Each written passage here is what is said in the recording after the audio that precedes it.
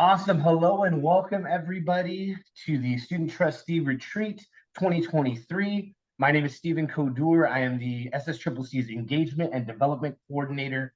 I will be emceeing this event.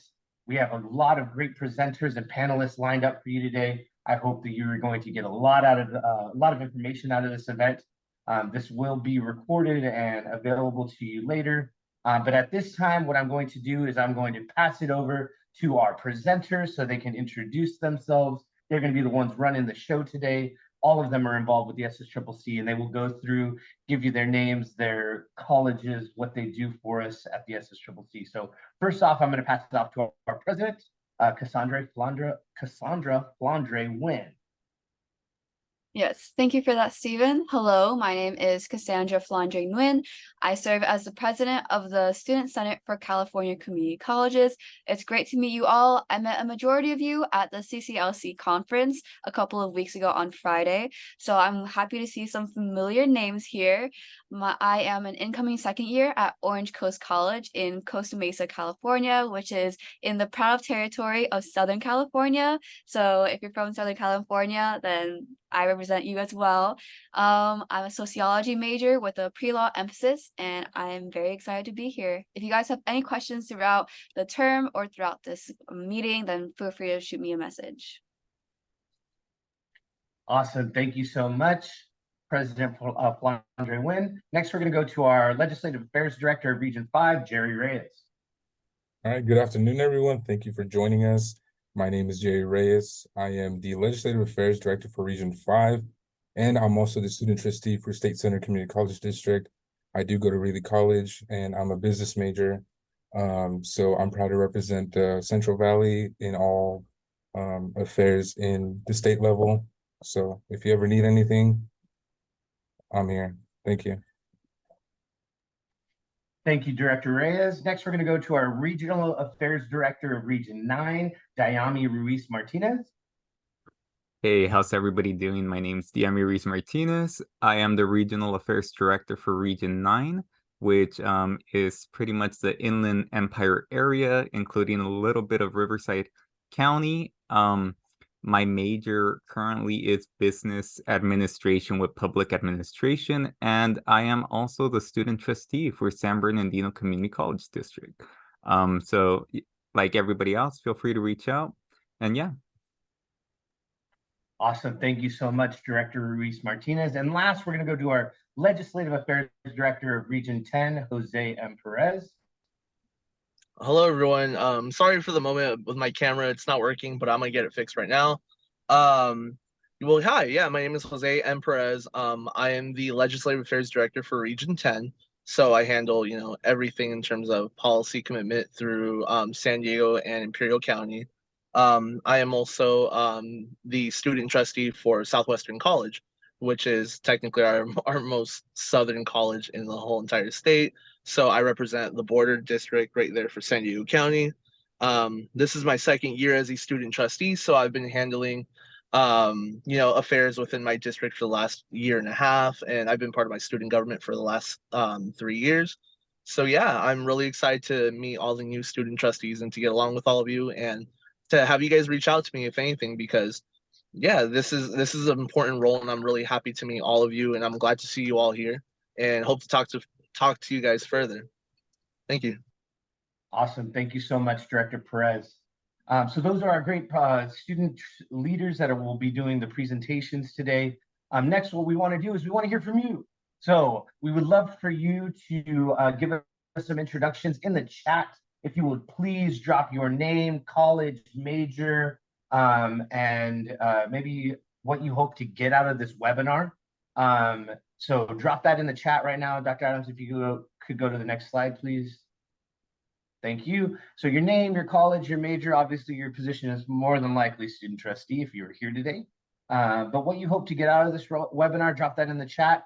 If a couple of you brave souls would like to say that out loud, I'll call on like 2 or 3 of you. If you'd raise your hand, I'd love to introduce you to the rest of the group. Anybody? We got some brave souls out there that would love to introduce themselves. Perfect. Madison Parker, go ahead.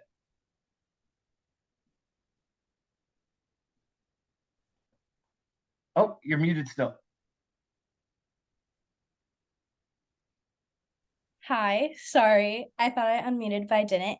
But my name is Madison Parker. I preferably go by Maddie. Amongst my friends, I am from College of Sequoias in Visalia, California. And my major right now is I'm currently in business administration. Within my student senate, I am the vice president and also the student rep on the board of trustees at my college. And what I hope to get out of this webinar is just some more information, because this is my first time interacting with student senate on the collegiate level. So I'm happy to expand my knowledge on what this type of environment has to offer. Awesome. Thank you so much, Trustee Parker. Great to have you here. We're actually neighbors because I'm in Reedley. Also, Trustee Reyes is also in Reedley, so College of Sequoia is not that far away. But we will go on next to Jack Howard. Hi, folks. My name is Jack Howard. I'm a political science, economics, and law, public policy, and society, which is basically pre-law major at Fresno City College. And I'm also the student trustee. My goal here at this presentation is to work at the state level, like the previous speaker said, and further integrate Fresno City College at that level, because we were growing quite rapidly, and we would like to take advantage of the resources that are available, but also offer up our services and how we may be able to expand SSCCC in our region of the state. Awesome. Thank you so much, Trustee Howard. And thanks for bringing a guest with you today. Love seeing your pup in the background. Thank you. Yeah, so thanks to everybody. I see some of you are still dropping your name and your major, your college in the chat. Please keep doing that. We'd love to see that. We're going to keep pushing on. We are going to go into the purpose of this retreat. Dr. Adams, next slide, please. Thank you. So what we really want to do with this retreat is provide students with resources as you serve on your boards. And we want that to come from a student leadership perspective. Some of you may have attended the CCLT conference, and they're going to give you some perspective from a trustee and a CEO perspective. But we really want to give you, what's that student perspective? How can we empower you as an organization moving forward as the student voices on your boards? We want to provide you with some information about the laws that give students the right to participate in college governance. What are those conversations that are happening that you deserve to be a part of and that you have the right to be a part of? We want to make sure that you know what those are. And then we want to discuss how to engage with students on your local campuses and statewide. This is really a great networking event. You got to do that a little bit at the CCLC conference, but really exchanging some information and some ideas. And then facilitate the opportunity for networking with other trustees. So first, I want to start off with just a quick poll before I pass it off to our SSCCC president. And you should be able to see it right now. What's your prior knowledge of the SSCCC? And maybe you heard about us a few times. Great, you know everything about us. Maybe you can even, fill out our whole Wikipedia page because you know so much. Or, I'm sorry, who's that? That's the first time you're hearing about us. Looks like a 50-50 split. Just got a couple others. So some of you have heard about us a few times. I hope by the end of this webinar, you'll be really up to par with what we do, what are the resources that we have to offer, and how we can really come alongside and collaborate with you. And some of you, great, you know everything about us. That's awesome. We love having you here and love having that connection with our students. So right now, we're going to keep moving on. I'm going to pass it over to our president, Cassandra Flandre Nguyen, who's going to go through who we are and get you a little bit more information on what we do. All right, thank you. Hello, everyone. As I mentioned before, my name is Cassandra, and I serve as the president, which means that for me, I serve for the Student Senate for California Community Colleges. So what SSCCC is exactly is we are a 501c3 nonprofit organization, and we're also student-led, which, as you can tell, means our leadership is majorly comprised of students, which means that we really prioritize our student perspective. We represent all of the 1.8 million students students in California community colleges, which is a pretty big number, which also makes us the largest secondary education system in the world. We focus on issues relating to higher education, community college funding, student services, and other matters that directly affect our students in the system itself. We also provide a platform for our student leaders, such as yourself, from various community colleges, to be able to come together, share ideas, and ultimately discuss concerns that not only they've noticed, but their constituents have noticed as well. We play a crucial role in influencing these sort of state policies, and we also ensure we continue to do this by advocating for student needs and facilitating communication between community college students and the institutions, legislators, and organizations involved. Now, this may sound like a lot, and it's all a very conceptual idea, but you really get to see SSCCC in action went through our events such as Advocacy Academy or General Assembly, and that's where we really shine. Now I'm going to pass it on with my co-presenter, Jerry, our Lad 5, who he and I will be going back and forth talking about what SSCCC really is. All right, so in SSCCC, we have 3 pillars that we follow. The first one being system participatory governance. Now, if you're not familiar with participatory governance, you all at your campuses participate in that. So those are the constituency committees that you go to. But for us, we have 25 participatory governance groups, and you can find those on our website, ssccc.org. And then the next pillar is legislative and policy advocacy. So we do represent the students at the Capitol, state level, and we introduce, sponsor, and advocate for legislative measures. One that will be discussed at a later time is AB 1216, and that's the student trustee enfranchisement. And then the third one is regional support. So we do provide a lot of resources, trainings, to support the student body associations and the regions. And yeah, that's our pillars. Back to you, President. All right, so you heard us talk a little bit about what SSCCC is in a theoretical sense, but we do a lot that is tangible, not only in our local community, but throughout the system as well.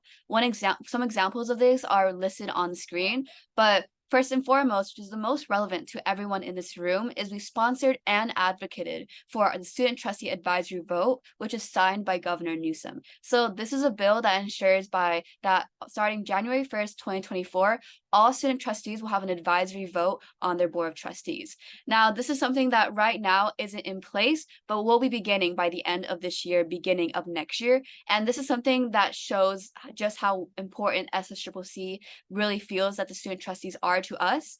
But that's one way that we ensure that we're advocating for our students. Another way is that we also co-sponsored the CCC apprentice or training programs, which ensures that people can now use their ITIN numbers.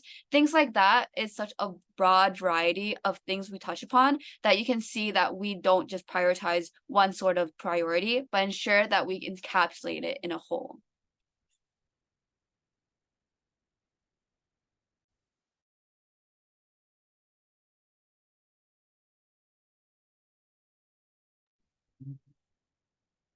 I'm not so sure. Something's up with the slides. All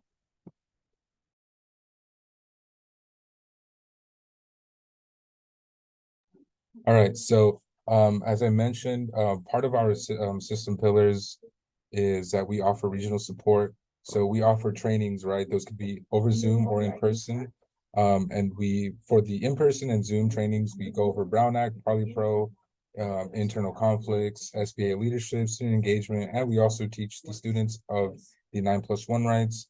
And we also do have self-guided trainings that you can find on our website. Again, it's ssccc.org, and those you can do at your own pace. But if you ever need anything from the SSCCC, if you need some type of training or resources, we're always here to help. So, next slide, please. Yeah, so resources that SSCCC provides to the students to be able to combat these large topics are toolkits. So toolkits were originally designed to really give the students a centralized location for resources and information about a particular advocacy topic. So listed here on the screen are different topics we have toolkits for. These include menstrual equity, housing peer navigators, fighting student food insecurity. So these toolkits can provide a variety of resources like templates, presentations, social media posts, and so on. And they're not all going to be the same across the board. It's more dependent on what that exact toolkit requests. So one example is in the Fighting Student Food Insecurity toolkit, we have coalition resources, recruitment resources, Senate and Assembly bills, and so on.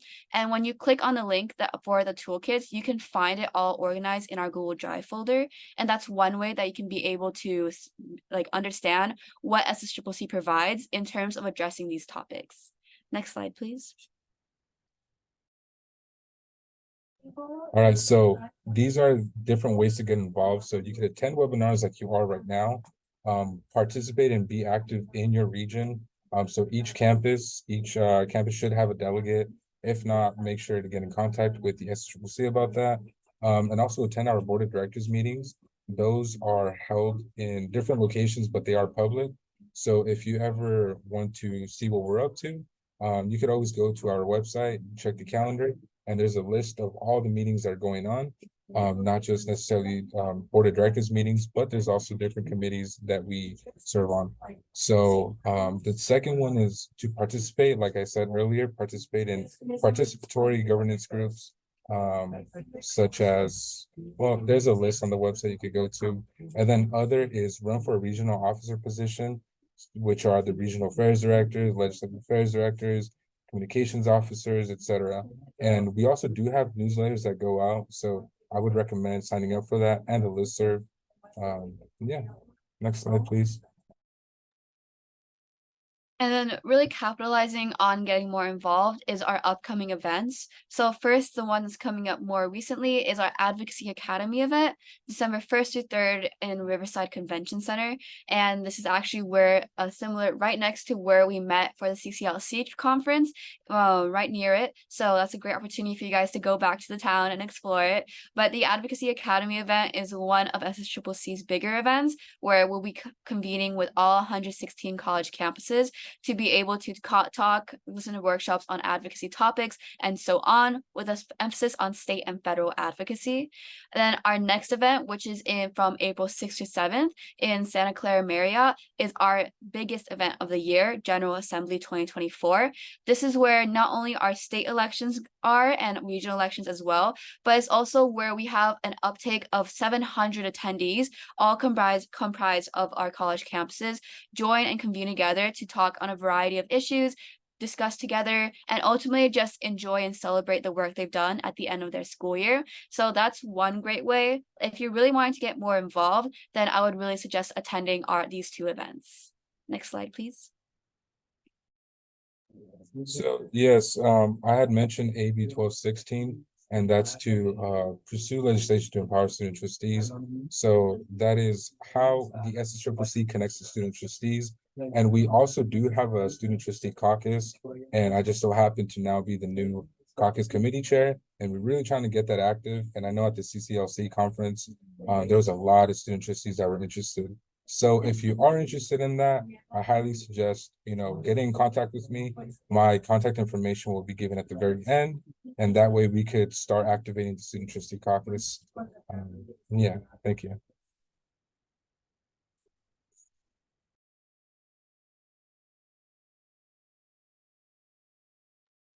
Awesome. Thank you so much, both of you, for letting these student trustees know really what the SSCCC does, how we can collaborate with them throughout the year. I did drop some links in the chat for you all to the specific areas on our website where you can find training resources, where you can find our toolkits and all of those different things. I did get requested for those to be sent out. So I will send those out in an email later on so that you can all have those. And if you're wondering what a caucus is, it's really an informal committee that's going to share recommendations with the SSCCC on specific issues that affect a certain population. And for us, it would be the student trustees if it's student trustee caucus. So it's one way for you to get more involved. Right now, I'm going to pass it over to our director, Ruiz Martinez, who's going to go over the next couple slides. All right, guys, how's it going? That was a great presentation, President and Director Reyes as well. So let's go ahead and talk a little bit about the SSCCC connection to SBA. So the SSCCC is divided in 10 regions, hence we have 10 regional affairs directors that do represent each one of those regions. And within the regions themselves, we have 5 regional officers, which that includes the regional affairs director, your legislative affairs director, your treasurer, your communications officers, and your vice chairs. It's a total of 116 college delegates. That's roughly 1 college delegate per college. And yeah, we serve kind of as that link between the SBAs and the state. So SBAs play a crucial role in guiding our state level advocacy. So really a lot of the issues that we bring up to the state really do arise at the local level. And it's at the regional affairs, at the regional meetings that we do come up, we're able to collaborate and bring these ideas to the table, these problems, these concerns, and we're able to see if that's going on in different schools. And that's something that then we could bring to the state level and provide some advocacy on that. So let's move on to the next slide. Okay, then. So I think this part is probably one of the most important roles as a student trustee. I know this from myself, from working alongside my student, my SBA. Just kind of like on the chat, please feel free to just kind of mention what's your relationship with your local SBA? Are you a member of the SBA? Are you in the Constitution, or are you separate? Or perhaps you might also be the president and the student trustee. But it's really important to really form a good relationship with the members of your SBA, because you're going to be coming across a lot of policies at the board that sometimes you might want to have some support. You might not want to be the only person that has an opinion on this matter. And sometimes you also have to keep in mind precedents of some community college SBAs do give a report to Board of Trustees. So you want to make sure that how you're voting, the message that you're providing to the board doesn't contradict what the president might report. That's something that you might want to have a conversation about. Additionally, attending your SBA leadership meetings, that's a great place for you to give a report to see what's happening at the SBA level. Understand what are the concerns that are being brought up in your student senate. The student senate is that you might have a board of directors. Each school's a little bit different, but at the SBA, that's where a lot of those local student concerns are really brought up and are really discussed. Let's see here, attending SBA meetings. And then additionally, one of the most important parts too is also collaborating with your SBA to get data in the form of surveys, forums, meetings, focus groups, because you really want to make sure that you are representing the needs of your local student at the district level. So that ends this one. I think that's the only slide here, correct? Yeah.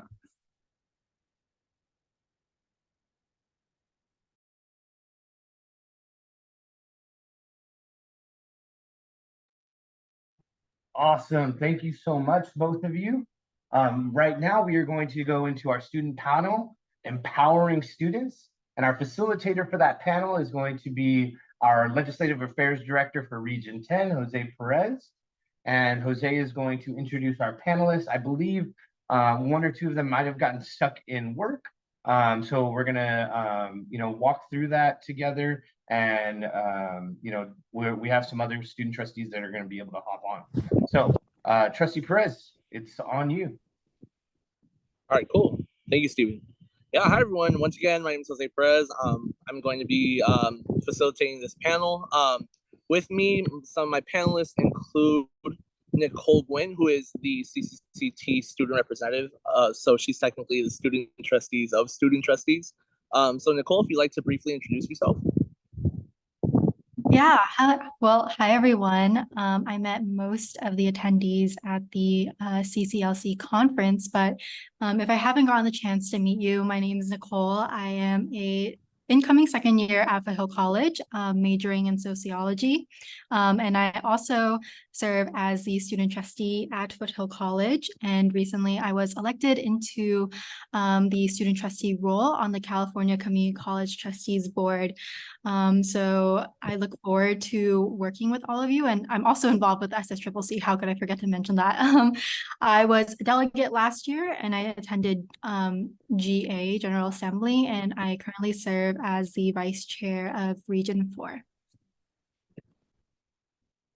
All right, cool. Thank you, Nicole. I will also be joining as a panelist too, since my experience as a student trustee has already gone on for now going on my second year.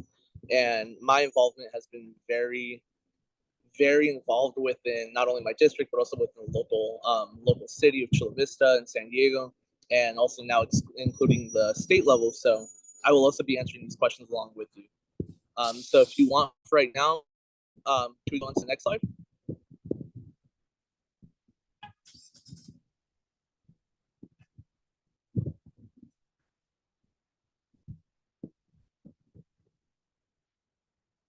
All right, cool. Thank you. All right, so the first question, and Nicole, I'll go ahead and have you answer first, and then I'll go ahead and answer after you. So the question is, why is it important to gather student opinions to inform your actions on the board? And from there, please share, like 2 effective outreach strategies that you've come up with serving as a student trustee.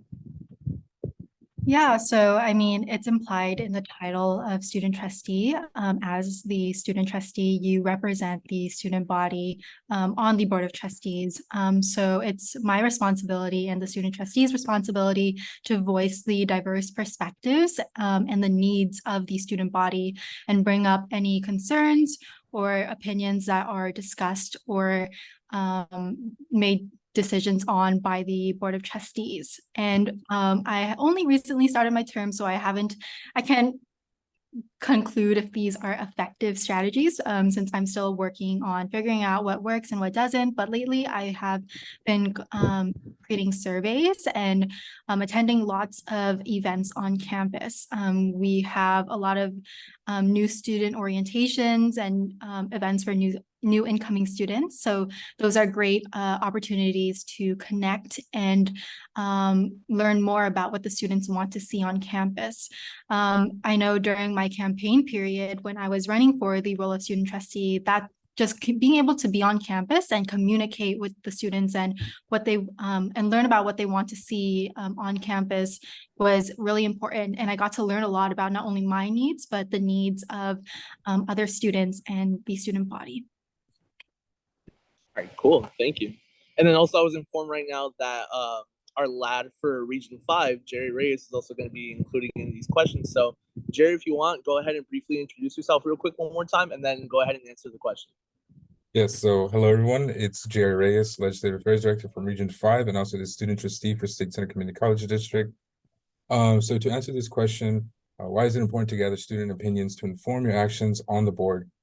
So obviously it's important because you are interested to serve as not only, the student representative of your college, but if you're in a multi-college district, you also need to be aware of the different areas of concern from different campuses.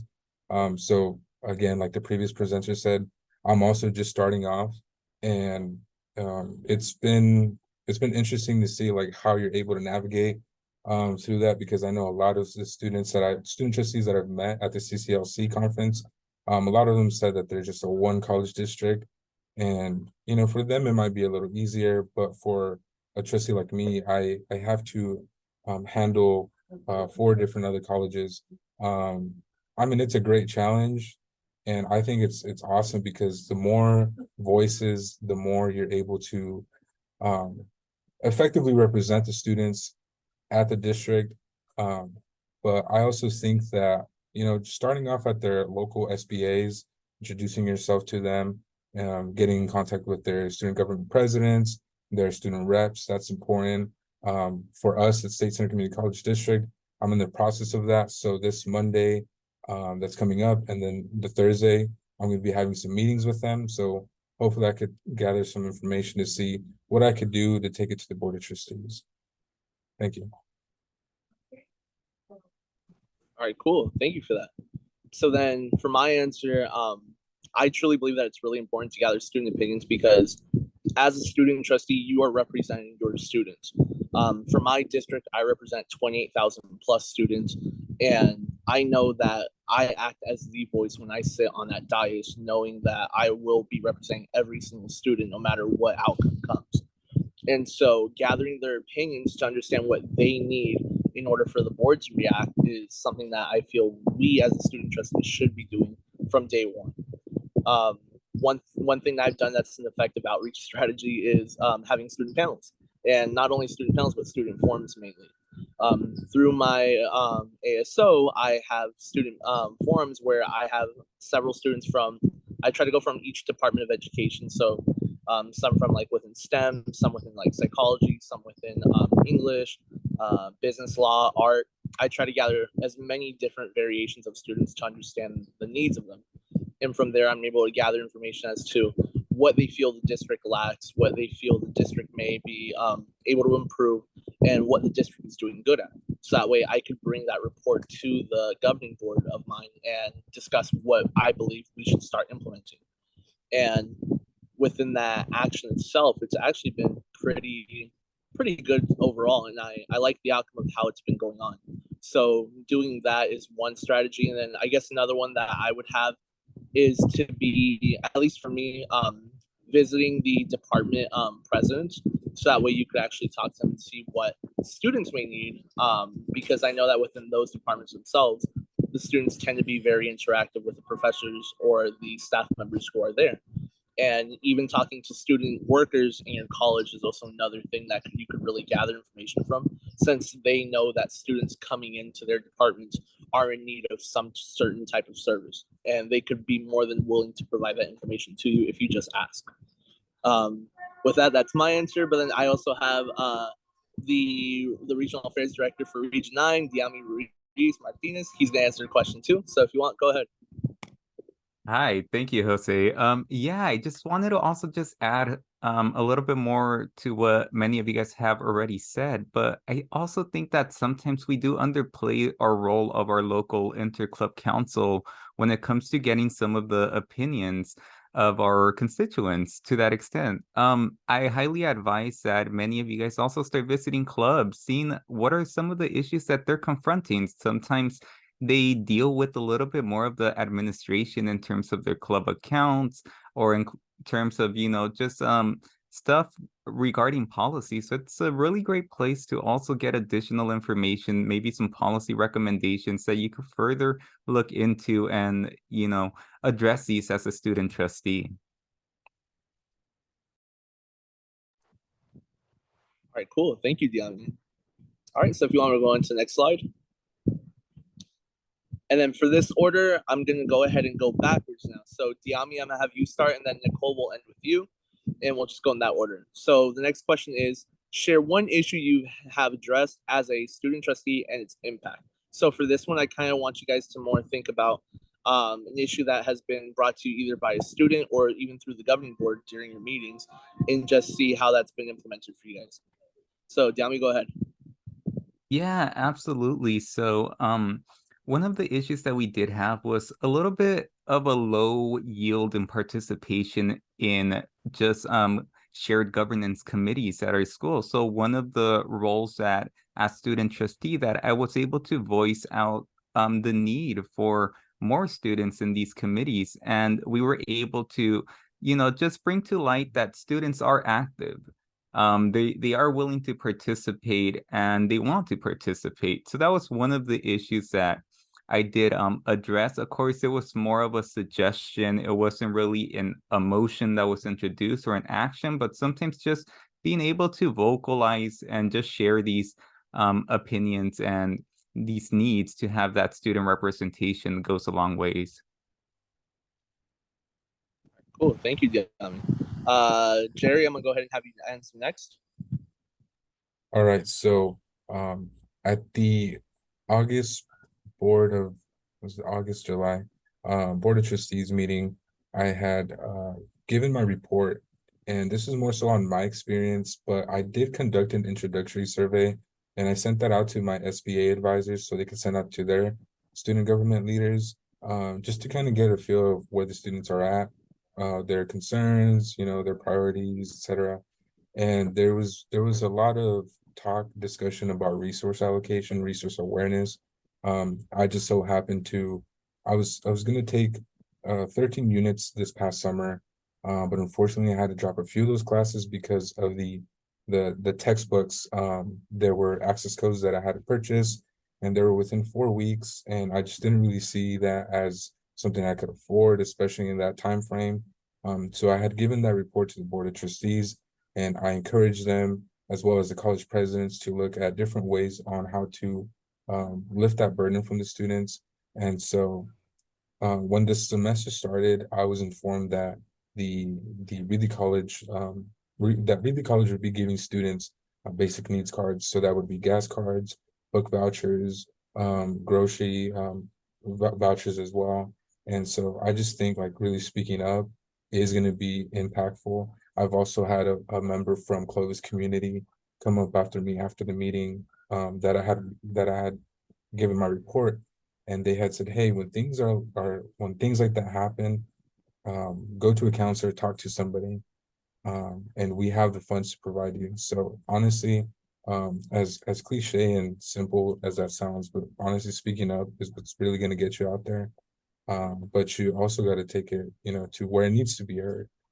Because if you bring it amongst yourselves with your friends, nothing really is going to happen. But if that is a concern of a lot of students and you bring that up to where it's supposed to be, which is the Board of Trustees, you have the college presidents there, you have administrators there, so you have a lot of people listening. And when they hear that, I would hope that they take action to, you know, just better the college experience for the students. All right, thank you, Jerry. Nicole, I'm gonna have you answer next. Yeah, so I'm going to just voice Chamu and what she did during her role as student trustee, because one, it was super inspiring to me, and two, she is not here, but I do want to be able to share some of her accomplishments as student trustee. She aided in addressing the flag raising of the Muwekma Ohlone flag on Foothills campus. And for those who don't know, the Muwekma Ohlone tribe is the indigenous peoples of that are local to the Bay Area. And they are not federally recognized, which means that they basically have no legal rights to repatriation. And this was an issue that was super important and valued by our anthropology department and students who are indigenous, and they've been working on this issue for a really long time, just trying to get the flag raised on campus. And Chamu was able to work with these departments and students to write a resolution, and which was eventually brought to the student body, shared governments, and then to the board, and then passed. And now the flag is currently being worked on to be raised during my term. So I guess during my year, something very recent is Foothill is proposing a resolution to build a brand new pool, one that will be essentially built from the ground up. And the current model that is being proposed is natural gas fueled. So the pool will be heated with natural gas. And a lot of students and administration and faculty expressed a lot of concern, including myself, about how this could contribute to the effects of climate change and what that means for us as a district, and our kind of goals and our values and our morality surrounding our impact with a global disaster. So I have recently been meeting with a lot of students, a lot of faculty, chemistry faculty, a lot of STEM faculty who have reached out to me to kind of get their opinion and see what we can do about this issue. And it's really important for me to interact with diverse, diverse body, as mentioned earlier. I think it's just really important to acknowledge that there will always be a diversity in opinion. And sometimes that's a little bit hard when it comes to managing your role as a student trustee, because again, you are only one individual and you kind of have to encompass or take into consideration various opinions and perspectives.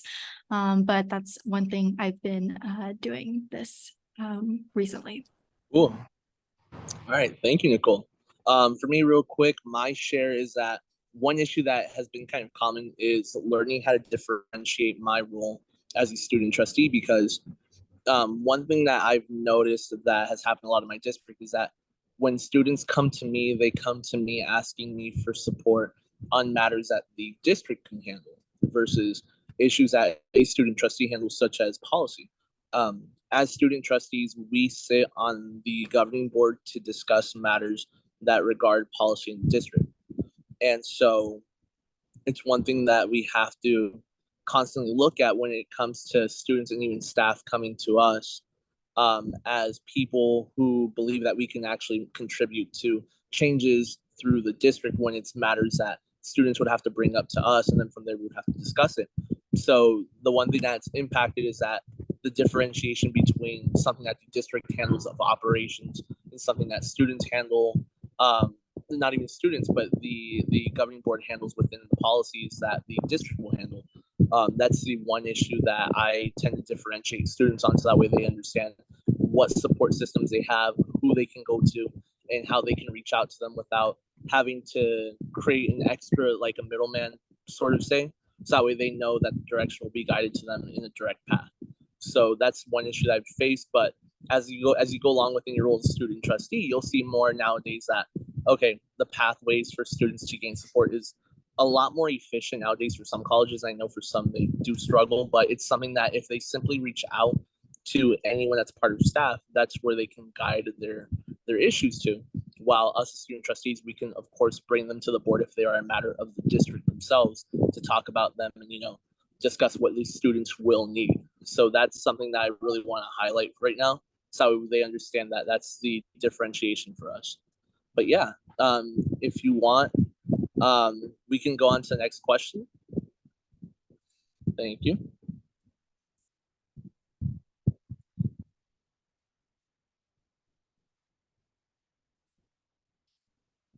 All right, cool. And then for these next two questions, I'm gonna have only Nicole, Diami, and Jerry answer. So now we're gonna go Nicole, Jerry, and Diami. To begin, share how to effectively use your advisory vote as a student trustee. Now, one thing I want to highlight when you guys answer this is not only the sense of having to use your advisory vote correctly, but more of the factor of how you feel it's best to show your presence as a student trustee, so that way you can reflect on how you want to present yourself for the board and for the students. So Nicole, if you want, go ahead and start.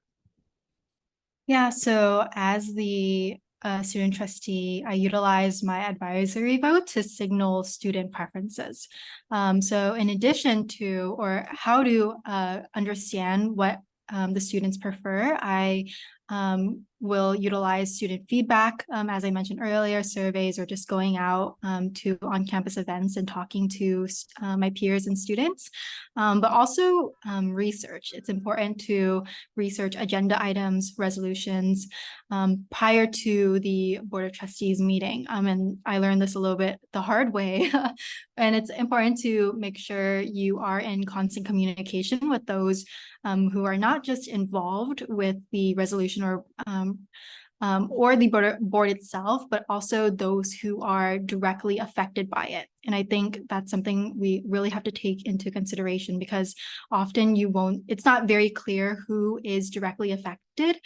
So keeping that in mind, who is affected, who will see results first, and who will see challenges or barriers, or see no challenges or barriers with my vote, either saying yes or saying no to whatever is being motioned. And I think that's really important to take into consideration alongside consulting district policies and data, asking questions to the administration whenever you're confused or just have any general questions. Remember that no question is a stupid question.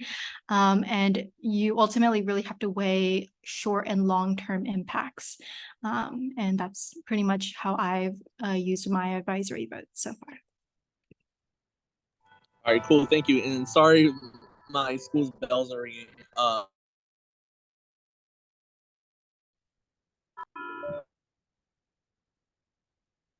Okay, I'll go ahead and answer this question. So unfortunately, I do not have an advisory vote, but because of the passage of AB 1216, I will be able to have an advisory vote come January 2024. So I don't think I can necessarily answer this question. But even without the advisory vote, you could still be in the discussion at the Board of Trustees, you know, asking questions, making suggestions, recommendations, or even having conversations with your board members, you know, at other times, just letting them know like where you stand on certain issues, really just letting them know what are your concerns as a student. So if you don't have an advisory vote yet, I would still suggest, you know, building connections with your board members, and also engaging in those discussions during the Board of Trustees meeting. And also when you do report out, use that as an opportunity, like I had mentioned, to highlight the areas of concerns that are happening at your college or at your colleges. So. All right, thank you, Jerry. Appreciate your outtake on this. Even though you don't have an advisory vote, that's still very important for other students to highlight as well for those that do not have the advisory vote yet. So then, Diami, I'm gonna go ahead and have you answer next. Yeah, so definitely want to hit on what Nicole said on doing your research. Really understanding what you're voting on is so important.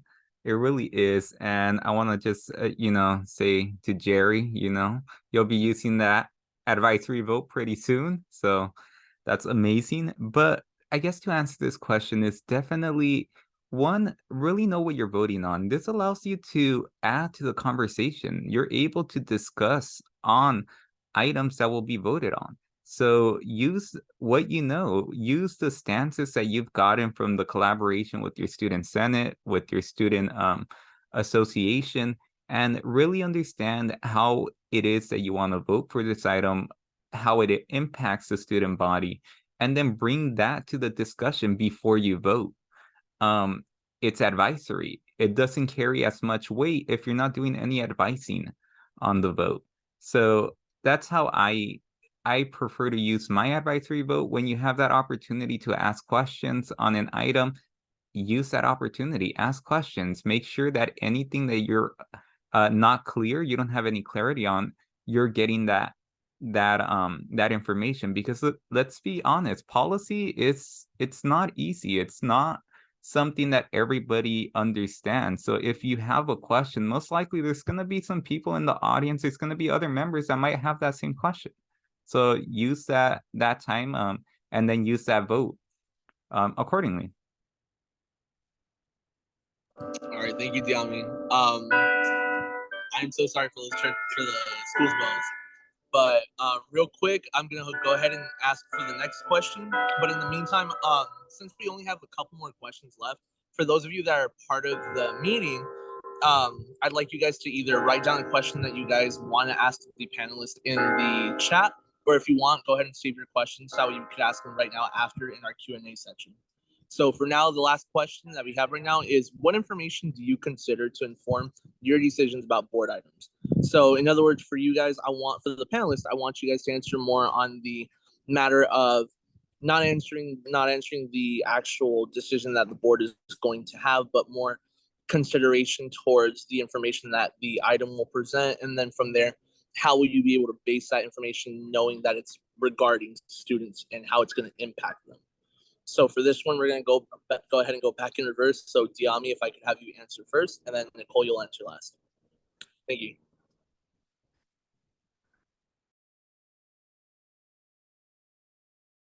All right, sorry, I was having a little bit of difficulty getting the unmute. Okay, then, so yeah. Oh, wait. Can you go back to the last slide? There you Okay, go. Thank you. okay, okay, I got a little confused there.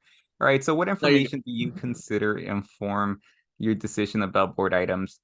So yeah, I think we kind of spoke a little bit about this already, and that is one, doing the research, really talking to some of the individuals that have a stake on it. You know, being able to have a conversation with your faculty precedent to see what is it that it's their take on this item, or also being able to talk to just administration at your school, understanding what is kind of at stake for them. And then of course, like I always mention, talking to your student senate, talking to your president at your SB at your student association. All of these things are stuff that you could take into account when you're making that decision, and making sure that your decision that you're making is based on you have a foundation on it. So that's just a little bit about it. But like I mentioned, I feel like we already kind of touched on this, so I'll go ahead and pass it to our next. Yeah, so like I mentioned before, I don't have an advisory vote, but even then, it really is important to study the agenda, look at what's going to be voted on, because you still can have an opinion. You are entitled to that. And like I said, everyone in this Zoom webinar is a student trustee, so you should always put the students at the forefront of any decisions or any opinions that you have, just because, like it's been mentioned before, a lot of these resolutions or agenda items, they're going to affect students some way or another. So you really need to be aware of what you're voting on or what you're speaking on. Because yeah, I mean, that's what we're here for. Not saying that, you know, every decision we make is perfect, but at least do your due diligence. And I hope that answers the question. Really hard to answer the question when you don't have an advisory role. Thank you, Jared. I still appreciate your look on it, because it really does matter to look at other students and see how they can feel impacted too. So thank you. And Nicole? Yeah, so as I mentioned earlier, I personally like to consider the questions like, what are the short and long-term effects? How will this impact accessibility? And what do the students think about the issue or topic of discussion? And it really takes time to gather answers to these questions. Definitely don't expect kind of a one-way communication and you just get all the answers you need to use your advisory vote responsibly. It definitely takes lots of communication between various parties to ultimately determine what is beneficial for the student body. So those are some of the questions that I take into consideration. All right, perfect. Thank you for that. So if you want, we're going to go ahead into the next slide. Okay, perfect. Yeah, so that was the last question. So right now we're going to go ahead into the Q&A section. So for right now, for those of you that have not written your questions in the Q&A, feel free to raise your hand in the chat and go ahead and let us know if you have a question that you'd like to speak on behalf of the board. Stephen, would you like me to answer the Q&A questions first, or would you like me to go ahead and answer some of the in-person ones? Thank you for that, Director Perez. I think what would be best right now, let's give them some time to maybe put some more questions in the chat. We're going to have an open forum at the very end, and we'll have questions for both panels. So both sets of panels. We have this panel, and then we have the next panel. So we'll put them all together. So any questions that you have for our panelists, put them in the Q&A or write them down so you can ask them live. We're going to have a full open forum at the very end to ask all of those questions, just so we can try and keep up with our time constraints. Okay, sounds good. All right, well then Awesome. That concludes my section of the student panel. Thank you for having me. Thank you so much to our panelists. Great work. I would love to see some virtual applause out there for our panelists. Give me some emojis and some hands. Thank you so much. We appreciate your support and all of your feedback and your perspective. What we're going to go into now is our participatory governance, our 9+1 rights, and its effect on student trustees. This is a training that I do for student governments, and I've done for multiple workshops at different leadership conferences. So I'm about to cram about an hour and a half presentation in 10 minutes. So you're going to get a lot of knowledge right now. Please use that link if you want to see this presentation come to your student government, because really this is the law behind you having a voice on your campus, you being empowered. So next slide, please. What I want to start with is, if you all pull out your phones, take a scan of this little QR code. Dr. Adams, that little Padlet button, or the word Padlet, will open. Give the students a little bit of time to be able to get to the Padlet. But I want you to type out, nothing super long, but what do you think of when you hear participatory governance? What comes to your head? What is participatory governance, or why is it important? What is it about participatory governance that is so important for our students? So go ahead and scan that QR code. Maybe Dr. Adams, if you could bring it up again real quick, just to make sure that everyone scanned it. And then we'll switch over to the slide. Awesome. So what is participatory governance? Break it down. You don't need to give me the Latin form of this, breaking it down, but oh, awesome. We already got our first one. Collaborative governance from various parties. I like that. What else do we have? Why is it important? What is that participatory governance? Why is it important? Why do we need that? Thank you, Director Perez. Maybe switch back over, Dr. Adams, make sure they got there. That QR code, slide in. What it is, why is it? I'll give you about another 30 seconds. Just want to hear. It allows for student voices to be heard, where officers can take action. Love that. Inclusion, that's a great word. When you think of participatory governance, it does mean inclusion. The ability to shape the institution to meet the students' needs. I love that, especially since our target audience right now is students. So I'm going to keep collecting those, and we'll go back to that later. Dr. Adams, if we could go back. So what is participatory governance? Why is it important? If you think of the word participatory governance, it's really participating in the governance of the college. It is gathering perspectives from different parties and arriving at a collaborative decision, right? And who are those people? It's staff, it's faculty, it's students, it's the administration. So we need to get together, collaborate together, and come up with a suggestion, a recommendation on policy changes and how we can move forward for student success on our campuses. So what I want to talk to you today about is, what is the right of students in the participatory governance process?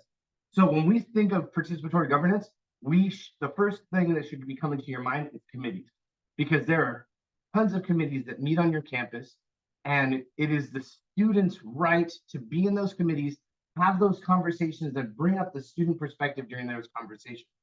A few years back, there was an assembly bill that really put into law the fact that colleges had to give effective participation to faculty, staff, and students on a campus. So the administration, the board of trustees, cannot just make decisions without taking into consideration the perspective of the faculty, staff, and students. So what does that look like? Let's talk about it.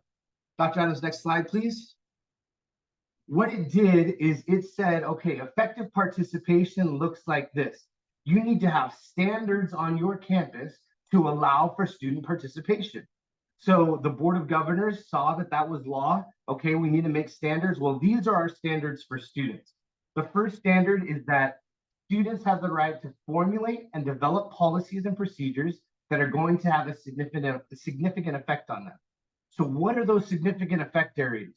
What are things that are going to affect students on campus? What are some policies? I want you to start dropping some of those in the chat for me, because I want to see if they line up to what the Board of Governors has said are those significant impact areas.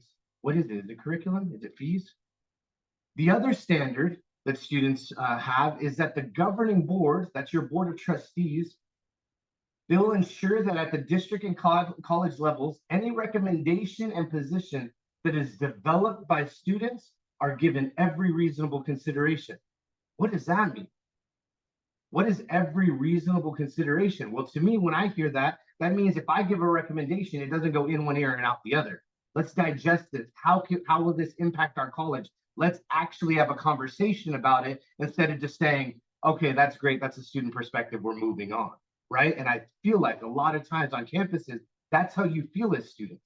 You feel like your voice is not being heard, that you are tokenized and you're just sitting on that board because they need a student there. You're sitting in that committee because they need a student, but they're not hearing you. Well, make sure they're giving you every reasonable consideration, because that is law. The governing board shall not take action on a matter having a significant effect on students until it's provided the students the opportunity to participate. So they cannot take action at the board level until they've given the students the opportunity to participate on any of those policies that are going to have a significant effect on them. Lots of times students say, well, I didn't know that was about to happen. Well, it happened in a committee. Those decisions and recommendations were made, but we didn't have students in that room.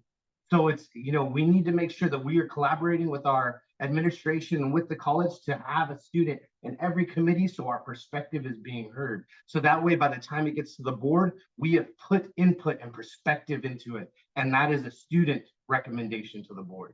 And the last one is any committee, task force that meets on a campus that has student representation, it is the authority of the student government to put that student there. Your college can't just walk outside of that committee room and say, hey, you're a student, come in here. You're going to be our student representative. No, your student peers voted you into that position. You have that authority. Next slide, please. So what were some of those areas? I see a couple in the chat. We had, that was something else. So these are the areas that the Board of Governors said are your significant effect areas. We call them the 9+1 rights. So it's things like grading policies, codes of student conduct, academic disciplinary policies, curriculum development, courses or programs that should be initiated or discontinued, your budget and planning, strategic plan, student success, student fees, all of these things. If there's policy changes that are being made to any of these areas, you need to be given every reasonable consideration when you make a recommendation. You need to be able to formulate and develop a policy. And if it goes to the board, you need to have been given the opportunity to participate.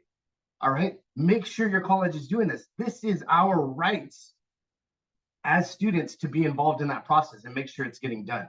We want to be giving recommendations. One of the biggest ones that I've been talking to student governments about is number 5, courses or programs that should be initiated or discontinued.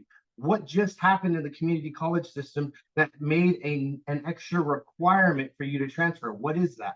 What department was just established on all of our campuses? Anybody? Anybody? Come on. What department was it? What class do you now need to take in order to transfer? Ethnic studies. Thank you. Ethnic studies. So now we have ethnic studies that have just popped up, these departments on our campus. Did your college go to you? Did they ask for your opinions and your recommendations when they did this to formulate and develop those policies? Did they give you the opportunity to participate in what classes were going to be offered? If they didn't, you need to make sure that your rights are actually being upheld there. Next slide, please, Dr. Adams. So we call it the +1 because on the +1, it says any other district or college policy, procedure, or related matter that your board of trustees and the students, if the board of trustees determines that it's going to have a significant effect on you, then that becomes now one of your rights. And those 4 standards will be a part of that new area, that significant effect area. And it is our perspective at the statewide level that you can argue and you can stand up for your rights to your board of trustees and say that everything that happens on that campus is going to have a significant effect on you. So you should be involved in every single conversation. Go to the next slide, please. So what does that mean for student? I wanted to give you this slide. I'm not going to go into it too much. Like I said, if you want to see this training in its full form, we will go over what the faculty rights are. The students have 9+1, the faculty have 10+1, and you can see a lot of our areas overlap. That is why collaboration and effective participation needs to be happening in these college committees, in the curriculum committee, in the college governance, whatever your college council is. We need to be hearing the perspective of students in the academic senate and the classified senate and coming in and arriving at a collaborative decision. Next slide, please. So what does that mean for student trustees? One, you need to ensure that all participatory governance committees are being filled by students. Why? Because you as the student trustee sit on that board and you are the last stand, right? So sometimes if you do not have a student sitting in a committee, you are going to be the only perspective that your college hears, the only student perspective that they're going to hear. And it's going to be right there at that board meeting. Instead of having them develop policies with the student perspective in mind, that reaches its way all the way to you. Anytime that a board determines that student input was not necessary, you need to be the loudest voice in the room and saying, why did we not consult the students here? Why is this coming to the board without student participation? Did you bring this to the student government?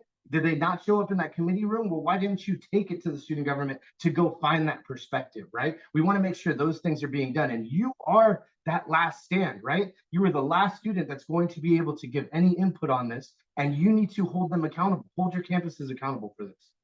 You should rally students to speak on issues. Whenever issues come up on the agenda, you should be going to your student government and saying, hey, let's get students to this board meeting and talk during public comment and raise the awareness. Hey, they didn't take our recommendation. They didn't give us every reasonable consideration. So let's go to the board and tell them what our recommendation is and that it was not heard in these committee meetings.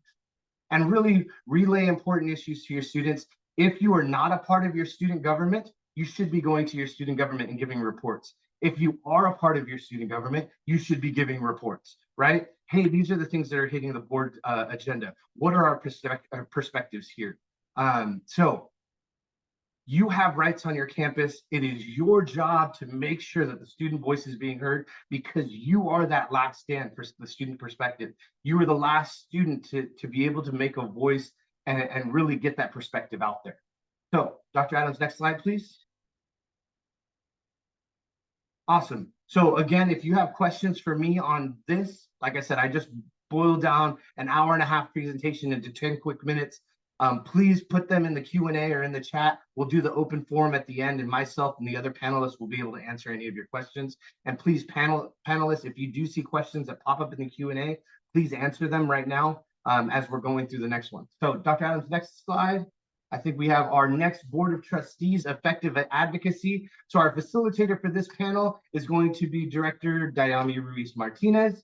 And we have some panelists from different districts out there. We have a trustee, a vice chancellor, and we even have our Board of Governors student members. So facilitator, Director Dayami Ruiz Martinez, you have the floor.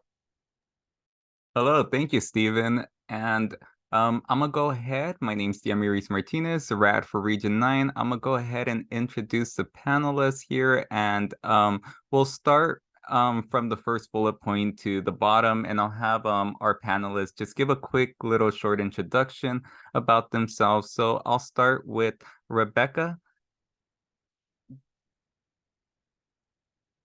Not okay. I will be moving forward with Dr. Robert Frost. Hi, everybody. Rob Frost. I'm at the State Center Community College District offices. I'm the Vice Chancellor of Educational Services and Institutional Effectiveness. Dr. Goldsmith regrets not being able to be here today, but asked me to sit in for her because I've worked with 4 different boards of trustees in California and boards in 3 other states, and have been working in community college higher education for about 30 years. And so it's particularly interesting for me to be able to share some board perspective. And as someone who started my career in higher education as a student government representative for liberal arts and sciences, I was where you are about 30 years ago. And I have a lot of respect for the work you do. So thank you. Thank you for inviting me. Absolutely. Thank you, Dr. Robert Frost, for joining us, and you're always welcome to participate in our meetings. I will be moving along to our student representative at the Board of Governors, Mr. Paul Medina. Thank you, Rad Ruiz Martinez. My name is Paul Medina. I know some of you probably have seen me in the past at SSCCC events or at other speaking engagements. As Trustee Ruiz Martinez mentioned, I'm actually the student member on the Board of Governors for the California Community Colleges.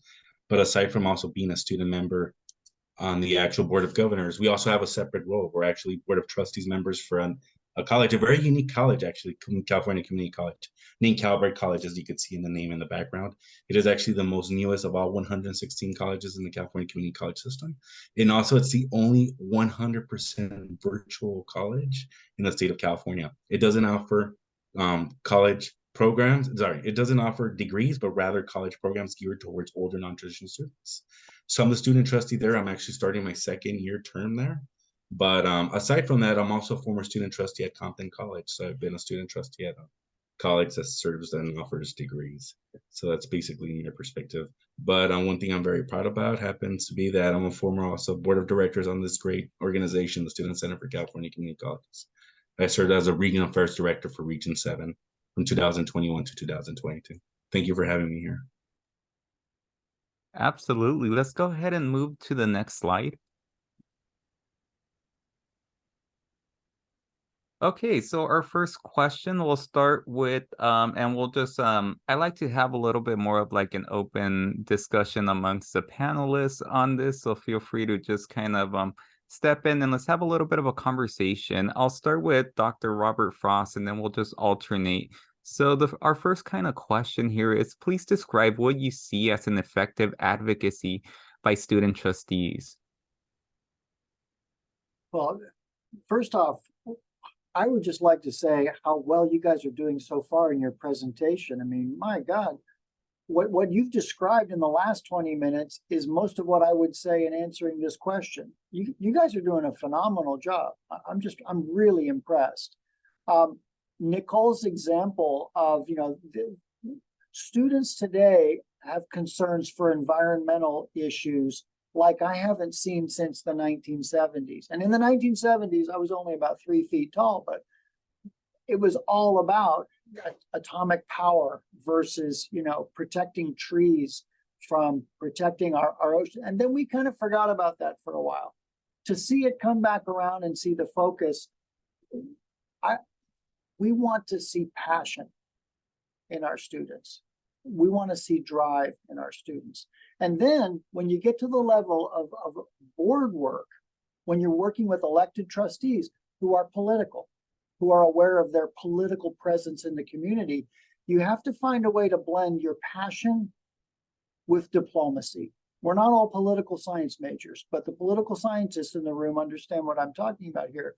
You have to be able to read the room and read where situational power and relationship power all guide your influence towards influencing the decision in favor of students.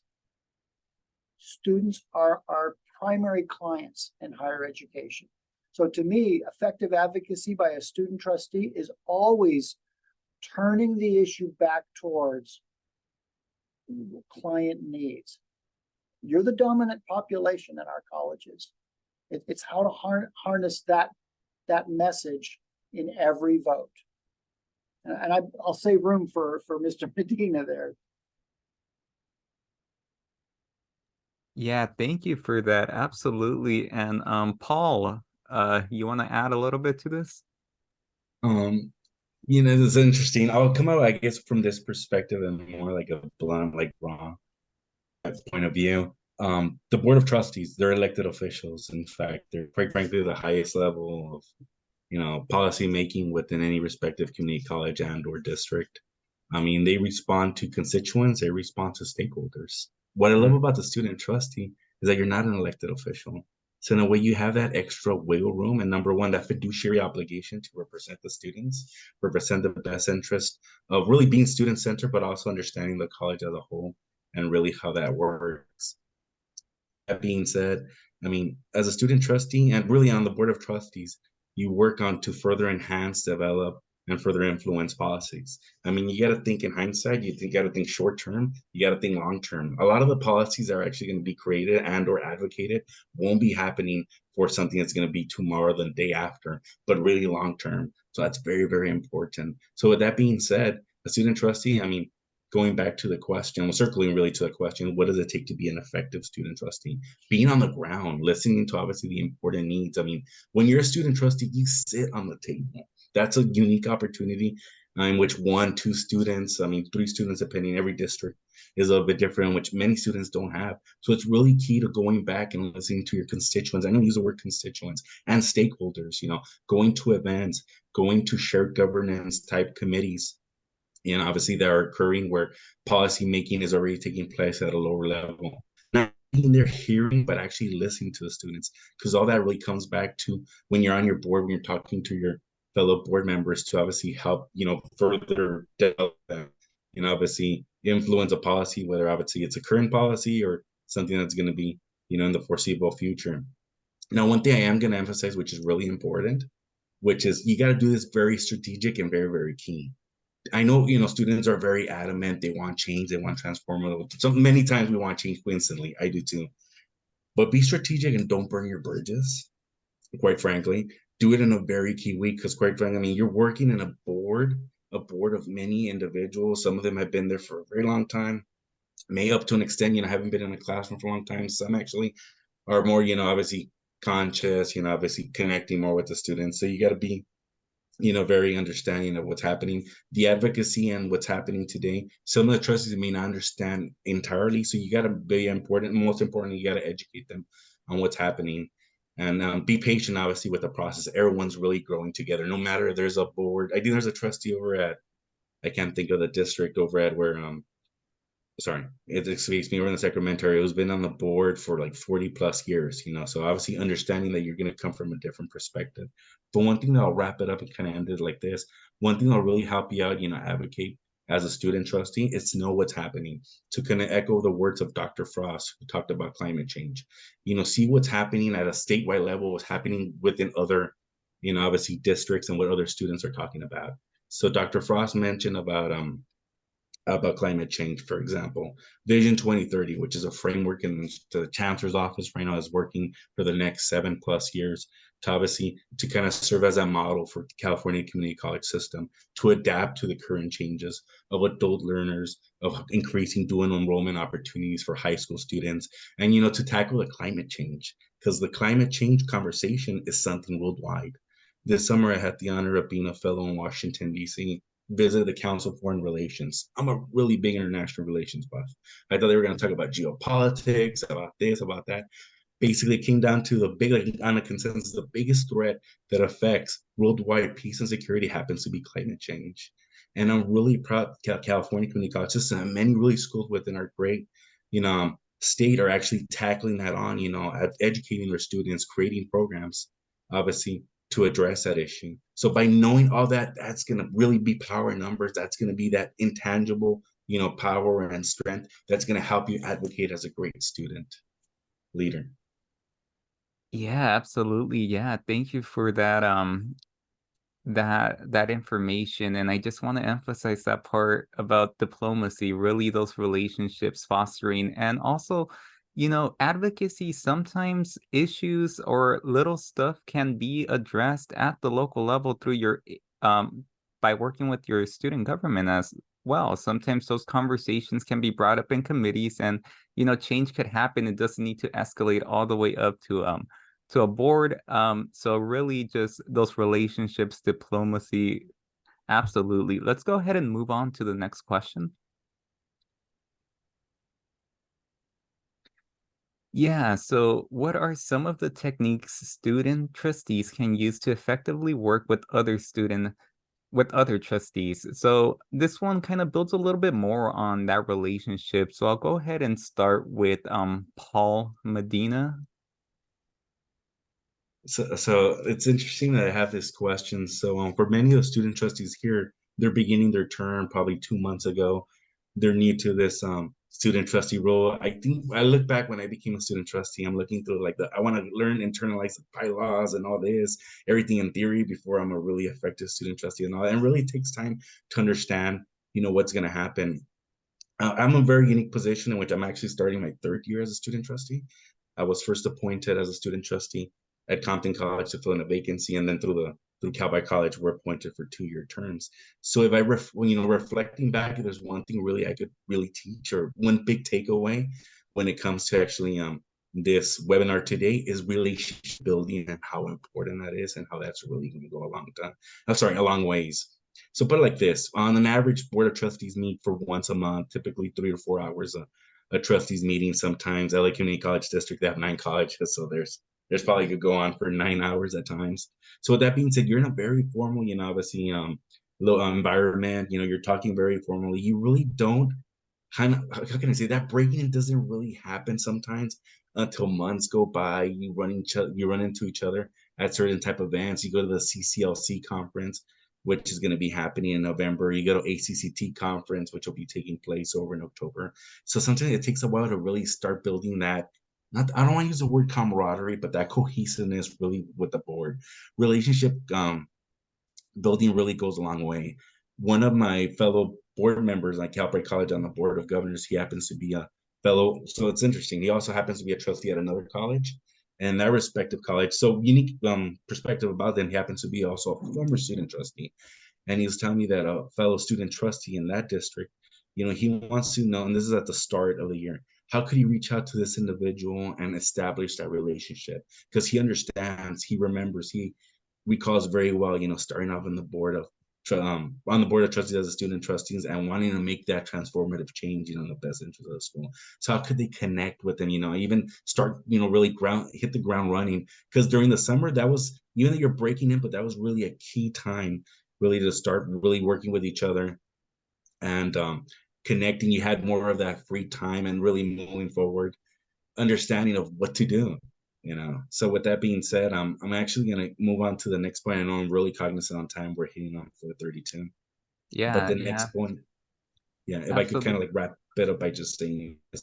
Another technique, which I think is very crucial, is understanding the power of leveraging, realistically speaking, leveraging relationships. There are many trustees when it comes to the board of trustees, and many of those trustees have been there for quite a while. Some of them 10, some of them 4, 8, 12 years. Some of them have a different, so I'm going to say as it is, some of them have a different power dynamic than others. So what I'm trying to say is look at those key, I'm not saying that, obviously some are more key allies than others, but look at that very key ally that really speaks and preaches, and it's this really, strong advocate, student-centered. With that being said, you're only going to be on the board for a couple of months. So that individual could honestly, sometimes it takes that individual to speak on your behalf or kind of to help out, obviously your narrative. That really would go a long ways. And that's basically how I'm going to put this question, obviously, in the interest of time. Absolutely. Thank you, Paul Medina. Dr. Frost, you have some words to add to the conversation on this topic. I mean, Paul said it all real well. Am I muted or no? Oh, no, you're good. So we could talk about this question all day, but just to summarize what Paul described in a little bit different way, because I agree entirely. Think about it. You're a neighbor. You're gonna live in the same neighborhood as these trustees, these elected officials for your year of service. Sometimes it's less than a year of service. If you don't get along with them, if they don't want to stand around the hallways and visit with you, you're not going to get the information you need, or they're not going to hear the information you want them to take in. So you got to show up, but then you got to build networks, those relationships Paul mentioned, because those relationships turn into coalitions. And one thing I hear students ask me all the time, how do I get in those meetings? Turn it around. Invite the trustees to your student events. I saw the trustees at State Center, their eyes open up when the LGBTQ parade that happened this year, with all of the students' presence and the engagement with students in a public event. I think it really turned the tables, and they saw the board saw their representative population in a whole new way. Students can open our eyes, and I say our eyes from a trustee's perspective, to things that we might not be able to understand without your input. So I'll just finish with, you can give perspective that we may not be able to get on our own. You may also be able to get data that we can't get on our own. That data helps us make informed decisions. So students can be leaders with the right combination of things: relationships, data, and the ability to bring perspective to areas that we simply don't have anymore. Because we're at a different space in life than most students are. So I'll stop there because I know we have further questions, but we could just build on this one for a half an hour. Yeah, absolutely. And Dr. Frost, if I could just make a quick question for you, how important would you also say to form a professional relationship too with some of the staff members, such as yourself, that may also be there at a board or a chancellor, for example? You know, I tell you what, I walk into this downtown building every day, really early in the morning. The only people that are here are the maintenance folks. I know their names. I know their favorite foods. I know the ages of their kids. When I need something from them, they don't think of me as the vice chancellor up on the 4th floor in the remote office who doesn't have time for them. They think about me as the guy who has kids in their 20s, and I am curious about what their kids are up to and how school is working out for their kids or their cousins or their friends. And we get things done together as a result. There's no social distance between us.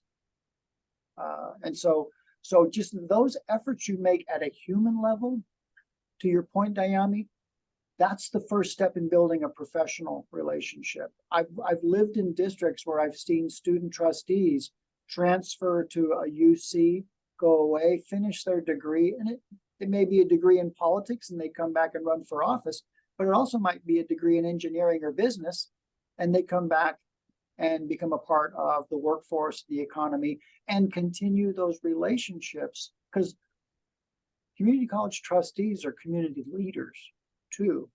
They're in Rotary, they know the mayor, they're working with county officials, they're working with K-12 school officials. All of that connectivity is not purely for political purposes. It's for the same reasons I told you in the answer to the last question. That connectivity is what good power produces. You can get things done through all that connectivity. And that's why people talk about relationship building. That's why Paul talked about how relationships are. Go look at a book on power. I recommend all of you read a book on power. There's a recent one by a Stanford professor, Jeffrey Pfeffer is his name, has a bright blue cover. He's one of my favorite authors. This book, it was pretty light material. Everything in it, every case study, every bit of evidence, in the end, it boiled down to relationships, because you can't influence change alone. So we're building on that same point, Dayami, but that's really what it all goes back to. Absolutely, absolutely. Thank you for that.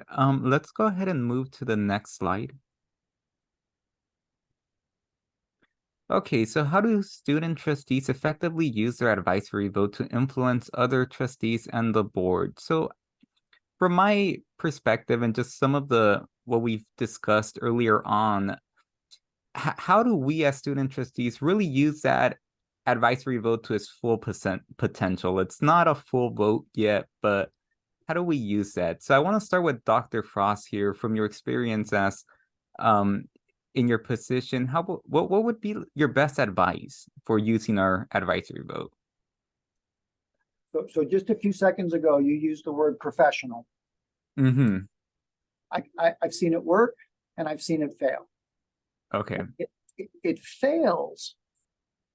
It fails when the student trustee comes into the board meeting, sits down, is maybe 5 minutes late. The issue comes up and they're struggling to figure out what the issue is and what is their role in the issue. Folks, this is not a fair game, because students don't have the kind of time that I have or that a trustee has to prepare for a board meeting. So as a student trustee, how do you do the opposite of that? How do you contact the board member days before, your board member colleagues days before the meeting, and say, hey, I've got some information on this vote I want to share with you because I think it might help inform your decision. You got to be really careful not to conduct a serial meeting, right? there's multiple kinds of meetings that are illegal where you're literally trying to get their votes. No, you're advocating, you're informing, you're sharing. Hey, I'm going to come into the board meeting and I've only got about 5 minutes to talk about this, but I want to share with you some of the data in advance so my points in the meeting make sense to you, okay? There, you're helping the trustee.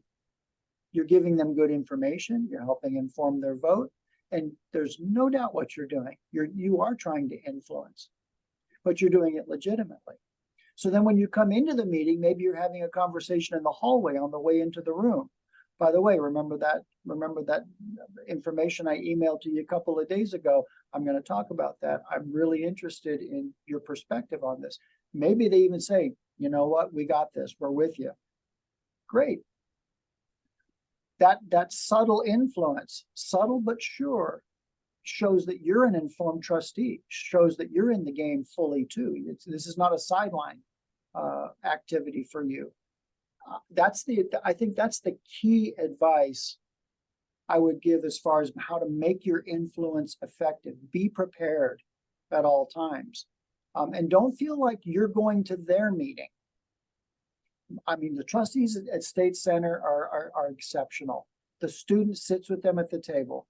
The student has dinner with them before they go into closed session.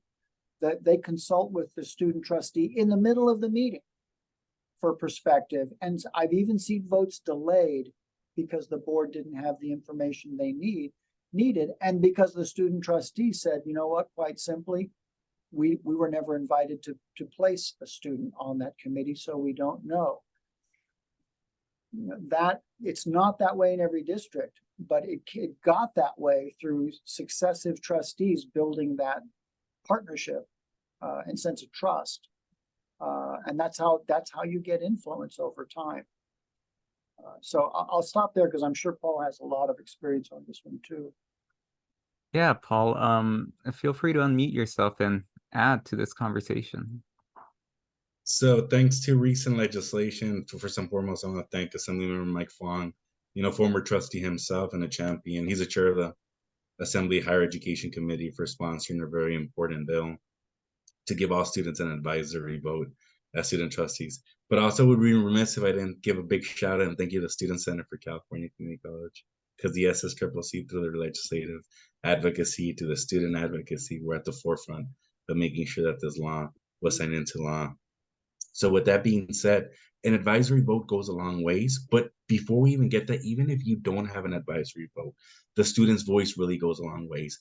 And I have to touch this. I know a former panelist, student trustee and a member of the SSCCC Board of Directors a few minutes ago during the other panel mentioned, I don't have an advisory vote, kind of like alluding to kind of like it was undermining. I mean, rest assured, even if you don't have an advisory vote, your voice carries a lot of weight. In any college, whether it be a one college, a multi-college, I mean, sitting on that table, you're not there by coincidence, you're there for a reason. And your colleagues are very cognizant of that. I mean, at Calbride, at Compton College, colleges where I've been a student trustee at, no matter what student's voice it is, that's something that we're very cognizant about, obviously, because number one, echo the words of Dr. Frost. I mean, you are constituents, you are students, you are those individuals that really we're here for, to be student-centered. So I really had to really get that out, for any student trustees who earlier may have been a little bit dissuaded, until we get an advisory vote, because quite frankly, it does have a very big different dynamics. I'll say that. At Compton College, I had an advisory board. And I had an advisory vote. They listened to that. They listened to obviously my input when it comes to certain topics. At Calvert College, I have a full vote. I get to participate in closed session meetings. I get to help negotiate our college presidents, contract renegotiation, et cetera, and all that. So it does really kind of changes the dynamic when it comes to things and all that. But one thing I want to kind of, continue on mentioning is how, one thing I will never forget this about the Compton College, and I wish this could serve as a model in which other colleges could do. And I don't know if they do this as well, but at Compton College, when it comes to any agenda item, discussion item, action item, the chair, the college president, the Board of Trustees president happens to go by down the actual board and ask the student trustee first, any input when it comes to any of those items, student trustee so-and-so. So what I like about that is a lot of their narrative, and it's very important to have a narrative. It's gonna thereafter what you say is gonna actually be fed off. The other trustees are gonna feed off what you say. So that may not be an advisory vote, but that's really an advisory input when it comes to that. So it's definitely something that's very, very crucial when it comes to that. And another thing that helps out advisory vote, or really at being a voice on the board of trustees, in any board of trustees, rest assured about this. So kind of recapping on when I was appointed as to fill in a vacancy as student trustee in Compton, on my very first meeting, and I hate to use these words, but I was kind of like slaying it. I was like on top of, all the items that they were discussing. They were going over 5C, curriculum changes, collective bargaining and all that, stuff like that.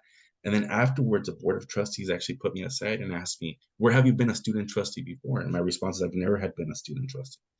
And the response was either A, either you were trained very well, or B, how do you know what you're talking about? And that was through a really great organization called Student Center for California Community Colleges, which served as a springboard really for that empowerment, for that knowledge. Because even up until that point, for the last prior months, I was just being brought to the knowledge of attending the 5C curriculum meetings, I was a co-chair of a statewide participatory committee, which dealt with distance education.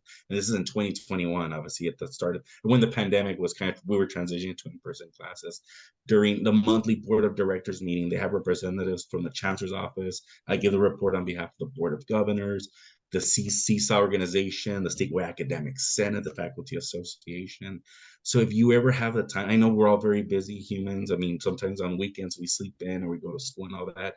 If you have the opportunity to be either A, affiliated more with the SSCCC, or B, even if you sit in to the board, the once a month board of directors meeting, which is roughly 7 hours from 10 to 5, or even if you just read the meeting minutes or connect with the regional affairs director, legislative affairs directors for your region, that's going to go a long way. Because circling back to what I said earlier, everything about leveraging and all that is really going to help you in your advisory board, because you know what you're talking about, thanks to organizations such as the SSCCC, to influence the other trustees. And believe me, you will influence other trustees.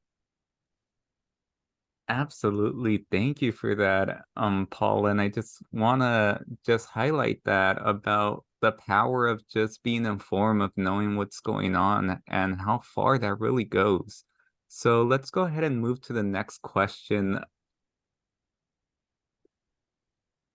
Yeah, so I think this one's a great question. It's our last question. So it kind of like brings everything together. And I really want to start with Dr. Frost on this one. And Paul, please feel free to also, add to the conversation from your experience in multiple boards that you sat on.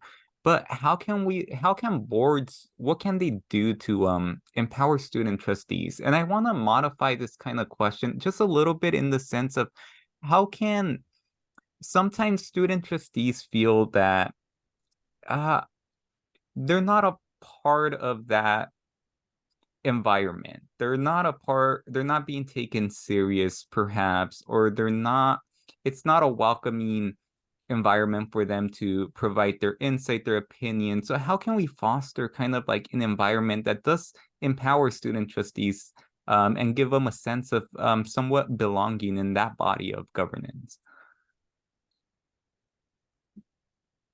This is a great question, and I got to be really careful in how I answer this. So what can boards do? So I'm going to tell you what boards can do and what boards do, but there's a warning in here, because I have seen students used like tools to do what the board wanted and weren't necessarily, as helpful to the students as I think could have been. So be careful here. This isn't just a board perspective. It's also a warning to students. Don't be a tool. Make sure it fits your agenda if you're going to buy into whatever the board wants you to do. So here's a quick story as an example, and Paul appreciate this. 2022, the initial housing legislation was coming before the state legislature.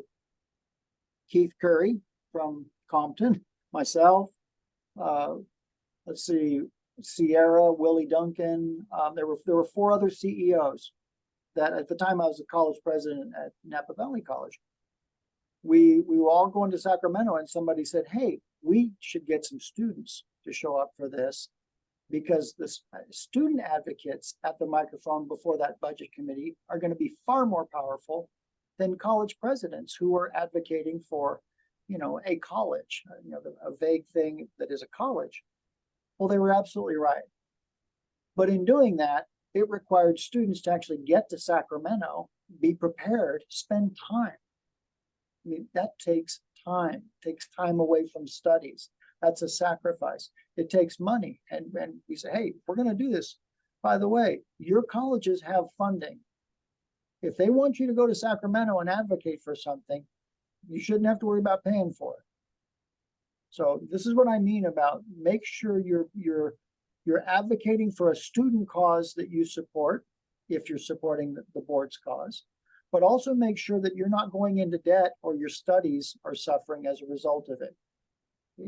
Don't prioritize something abstract over why you're in college in the first place, because your success in the end is really what makes you that powerful advocate for the college. You're the representative result of that college's work. So put yourself first, I guess is what I'm saying there.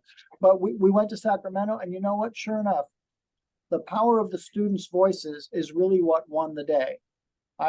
In the end, I got $182 million for a 500-bed student housing complex for my college. Keith got something similar for Compton College.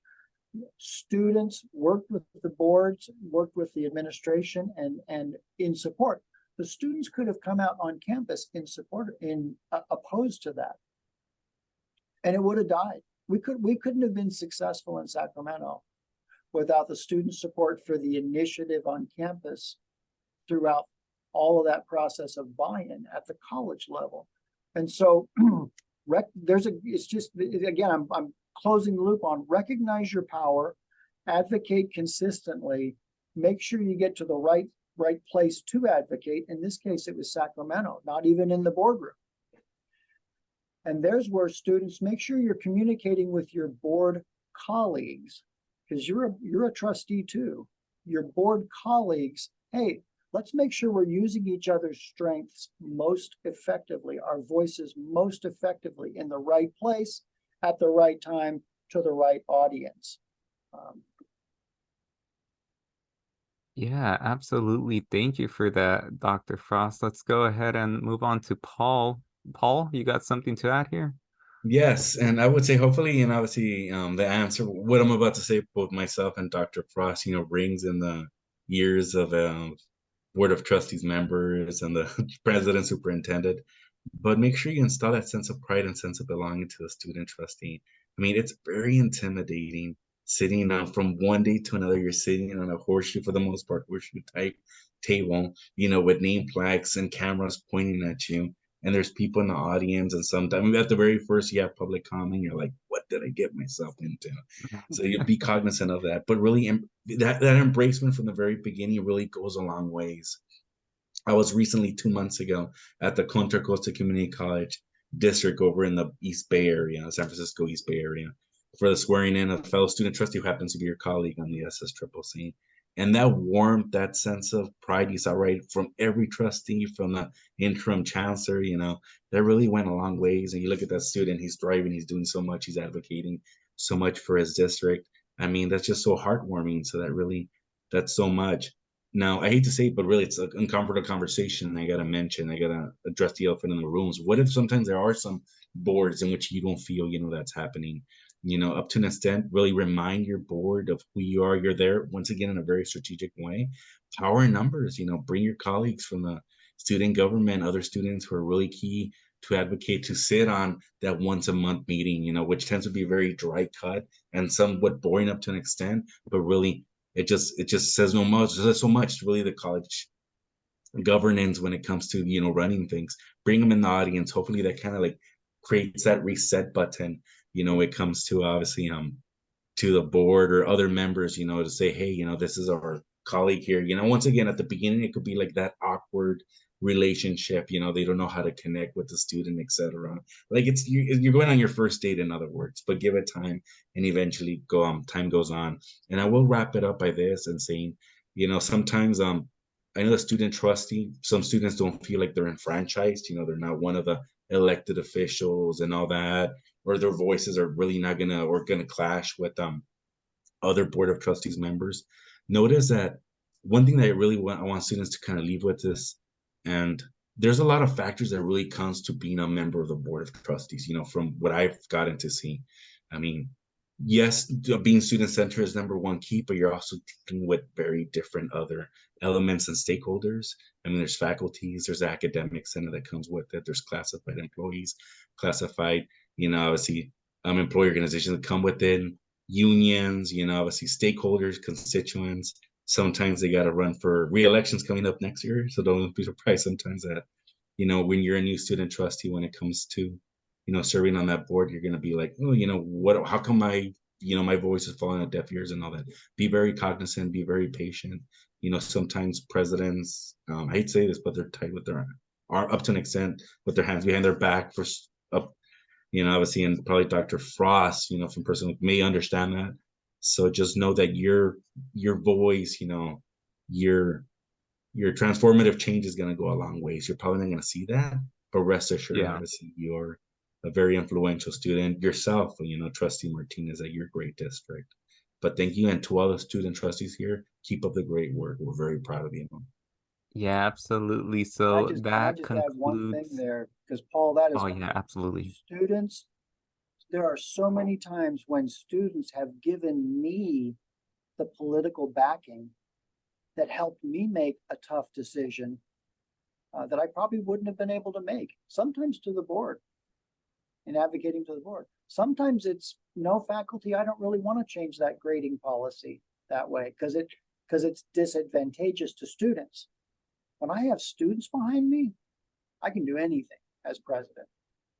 And so look for opportunities to be an ally, because it's those coalitions that make all the difference. And that's such a good point. So thank you for allowing me to throw that in. No, absolutely, absolutely. Thank you. So that concludes this section of our webinar. We're at time, but I just want to say thank you so much for both of you, Dr. Frost, for bringing your expertise and sharing, some advice with us. We're really grateful. And of course, Paul Medina, you're awesome. Keep doing what you're doing and, keep representing students at the Board of Governors. So I'll pass it on to Stephen. Thank you all. Awesome. Appreciate it. Thank you so much. Would love to see another virtual round of applause for our panelists. Thank you so much. Paul, always great to see you. And Dr. Frost, as a former State Center student, thank you so much for being here. I had the privilege of graduating from Reedley College a few years back. All right. Thank you. Yeah. So at this time, we're going to go straight into our open forum. Right now, if there are any questions that you have for either set of panelists or any of the presenters, we would be open to hearing them at this time. And then we'll get into a couple final things. So we have about 2 minutes left. Any questions? I know I saw one in the Q&A about, how can I contact the other student trustees? The best way to do that is to join our student trustee caucus, right? It is going to be an informal committee of all student trustees, an advisory committee to the SSCCC about student trustee issues. So it's one way for you to get together with your student trustees, collaborate together. And if there's any pending legislation that we want to take a look at the statewide level, any issues that you're tackling in your area that you want to let the other student trustees know about so they can tackle it also, that's a great way to come together, have those meetings and really hash some of that out. So that's one of the best ways to do it. Any other questions that you might have? And I had one other poll. After hearing all of what you heard today, how many of you feel like your voice is actually heard on your board? I would love to hear what the response is for that. How many of you feel like, yeah, they really listened to me. I know my 9+1 rights now, and they're really attuned to that. Or, maybe time to time they're there. Sometimes it's not. Or no, I feel really just tokenized. And like Dr. Frost was saying, sometimes I'm just that tool. I'm just the student that sits on the board because they need a student. So I'd love to hear what your responses are to that as you're coming up with some of these questions. So any questions for from our students out there? Great, great to see some of these. All right, well, if there are no questions, let me go into our last closing slides, and you can always reach back out to us if you do have some questions, and we can get those out and answer those questions for you. But again, I want to highlight our upcoming events. We have our Advocacy Academy event happening in Riverside Convention Center, December 1st through 3rd. A couple hundred students will be in attendance. We will have legislative staffers there, legislators themselves. We're going to be giving some awards away to our legislators, some great keynote speakers, some great workshops on really how can you advocate at the local, district, state, federal level, and really get your voice to be powerful and really make some change on your campus. So we'd love to have you there. So work out with your student government, allocating some funds. Now that you're back into student government meetings, allocate those funds, get over there. We'd love to have you a part of that. It's a great networking event. And then General Assembly, it's actually April 5th through 7th. There's a typo on our screen, but it's April 5th through 7th, 2024. It's at the Santa Clara Marriott. This is where we come up with what are we going to be advocating on for the next couple of years. You students will come up with resolutions. The resolutions made by students will be voted on. Every college will have one vote, and you will be able to vote on what direction should we take. Some things that have happened because of our resolutions have been, free menstrual products in restrooms. That became an assembly bill that was voted on. All of these different things. So, that's one way for you to have your voice heard. We'd love to see you at our events. So in closing, thank you so much. Follow us on our social media. Stay up to date with everything that we have to offer. There's some contact information. All of these slides will get sent out with the recording on the YouTube, and then the links that were brought up. But follow us on our social media at ssccc_official. You can also always visit our website, ssccc.org. As the representative voice of all California community college students, the SSCCC is here to help you, empower you, collaborate with you. So great, best of luck to you on your journey as a student trustee. Reach out if you have any questions, comments, concerns. We're here to help. Thanks so much for attending our webinar today. Thank you to our panelists and to our presenters. I hope you have a great weekend, and go make some change on your campus now.